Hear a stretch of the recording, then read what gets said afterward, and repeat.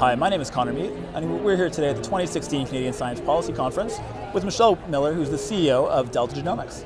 So Michelle, thank you so much for joining us. Thank you. Why don't we start off, if you can tell us a little bit about Delta Genomics, what makes it unique and what makes it important?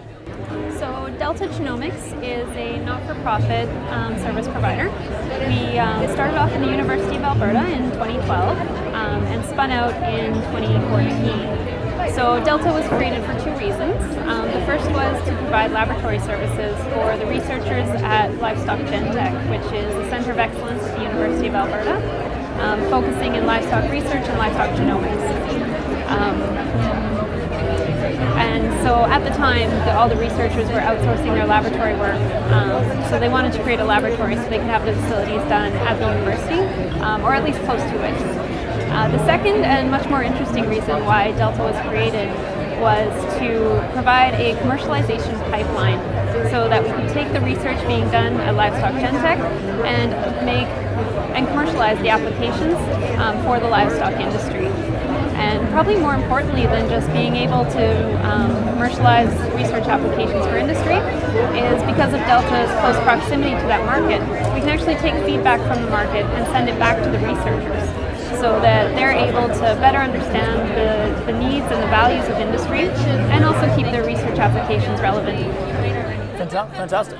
So what do you find are some of the greatest challenges in commercializing genomic research?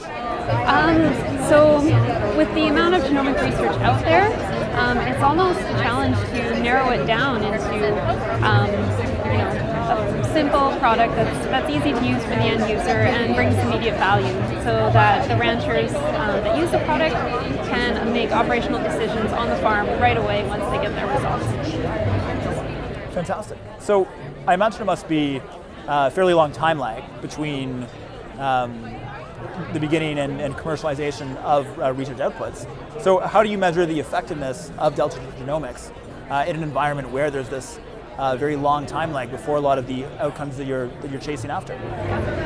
So one of the good things is that research in beef genomics has been going on since 2009, or even before that, but in 2009 the first beef genome was completed. And so there are already a lot of applications that exist, even before Delta existed, that we can apply and use for the research, for the livestock industry. And so we continue to provide those services.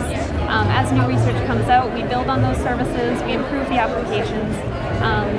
And you're right, it is a very long time to get a brand new product out to industry because it has to be developed and then it has to be explained to industry so that they can use it and it brings them value. Fantastic. So what are some of the long-term social and economic value of the research you're doing? So what are some of the benefits and the impacts that we could see down the line from this research? So the overall mandate of Delta Genomics is to increase the profitability, sustainability, and competitiveness of the Canadian livestock industry. So in the beef sector, for example, we are helping to improve the accuracy of genomic predictions on traits such as marbling, tenderness, temperament traits, feed efficiency, growth, performance traits. All these traits have an economic relevance not only to the producer but through the entire beef value chain, from the seed stock producer all the way down to the consumer. And also as we see consumers asking more to know more about their food and where it comes from, we're able to really clarify that answer.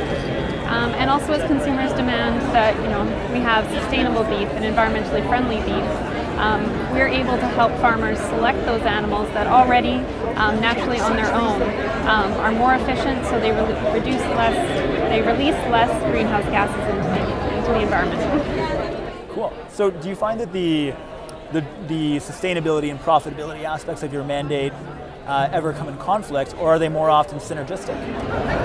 No, so our goal is for them to be synergistic. So when it comes to sustainability, which is a very broad definition, but if we look at feed efficiency as a trait, for example, feed efficiency means that an animal will eat less, but still gain the same amount of weight and get to the same size.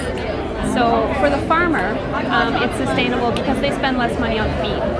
And so the industry itself is more sustainable and economically viable as a potential career. From an environmental sustainability side, animals that are more feed efficient release less methane into the environment. So that's one example where both profitability for the farmer and sustainability for the environment have come together. Great. So my last question for our viewers at home, for researchers, entrepreneurs, or academics who want to learn more about the good work you're doing, where can they find you online? DeltaGenomics.com. Fantastic. Awesome. Well, Michelle, thank you so much for joining us. It's been an absolute pleasure, and I really appreciate you taking the time. Thank you.